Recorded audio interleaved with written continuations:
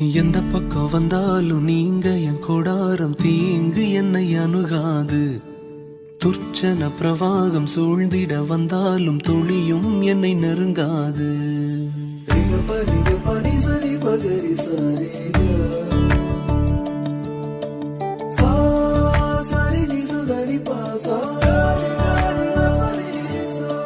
எந்த பக்கம் வந்தாலும் நீங்க என் கொடாரம் தீங்கு என்னை அணுகாது. துர்ச்சன பிரவாகம் சூழ்ந்திட நின்றாலும் துளியும் என்னை நெருங்காது. சிறு வெள்ளாட்டு கிடை போல் கிடந்தே